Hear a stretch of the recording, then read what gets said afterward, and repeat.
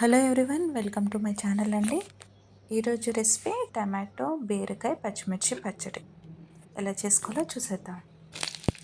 మూకుడు పెట్టుకొని సరిపడా ఆయిల్ వేసుకొని, ఆయిల్ హీట్ అయిన తర్వాత ముందుగా పచ్చిమిర్చి వేసుకొని వేపుకోవాలి.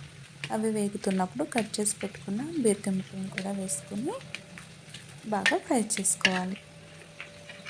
ఒక 2 మినిట్స్ ఫ్రై చేసుకోవాలి.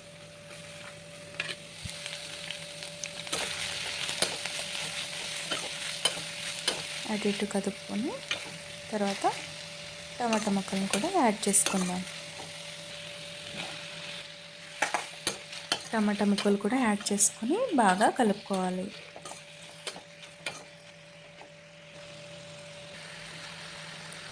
ఇప్పుడు కొద్దిగా సాల్ట్ వేసుకొని, సరిపడా సాల్ట్ కూడా వేసుకొని మూత పెట్టుకొని ఒక 5 to 10 మినిట్స్ మగ్గనిద్దాం.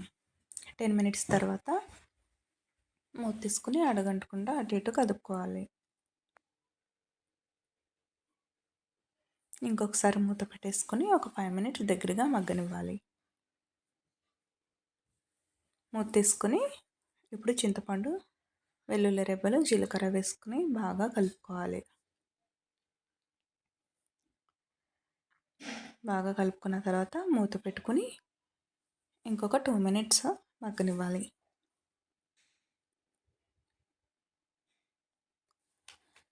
2 మినిట్స్ తర్వాత మూత తీసిన తర్వాత మనకైతే పచ్చడికి రెడీ అయిపోయిందండి.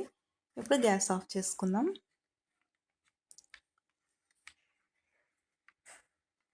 గ్యాస్ ఆఫ్ చేసుకున్నాక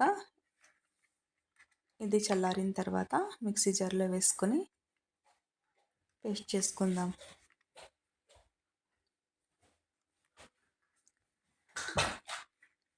పేస్ట్ చేసుకున్న తర్వాత తాలింపుకి రెడీ చేసుకుందాం. మూకుడి పెట్టుకొని ఆయిల్ వేసుకొని పచ్చడికి సరిపడా ఆయిల్ వేసుకుందాం. ఆవాలు బాగా కొద్దిగా చిటపటలాడుతున్నప్పుడు జీలకర్ర కూడా యాడ్ చేసుకుందాం.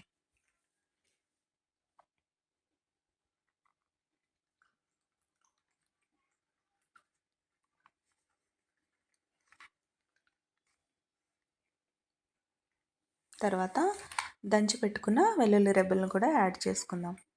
ఇప్పుడు కొద్దిగా మినపప్పు, శనగపప్పు, ఎండుమిరపకాయలు వేసుకొని కొద్దిగా కరివేపాకు కూడా వేసుకుందాం. ఎంత కరివేపాకు వేసుకుంటే అంత బాగుంటుందండి. ఇప్పుడు బాగా ఫ్రై చేసుకుందాం.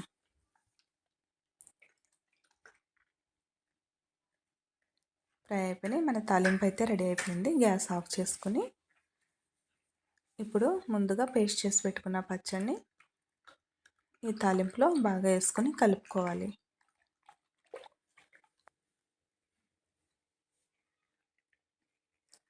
తాలింపు అంతా ఈ పచ్చడికి పట్టేలా బాగా కలుపుకొని వేడి వేడి అన్నంలో తింటే టేస్ట్ అయితే అద్దరిపోతుందండి. మీరు కూడా ఒకసారి ట్రై చేయండి. నేనైతే ఇప్పుడు వేడి వేడి అన్నంలో ఈ పచ్చడిని తినేస్తాను.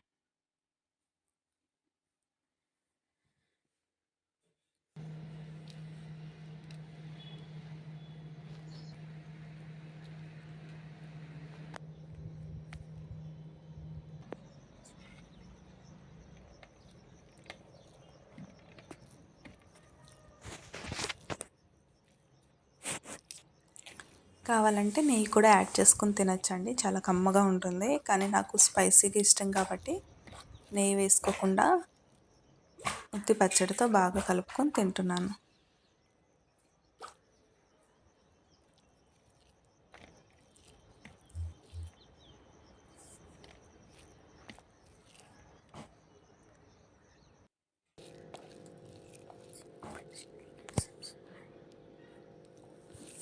థ్యాంక్ యూ ఫర్ వాచింగ్ అండి.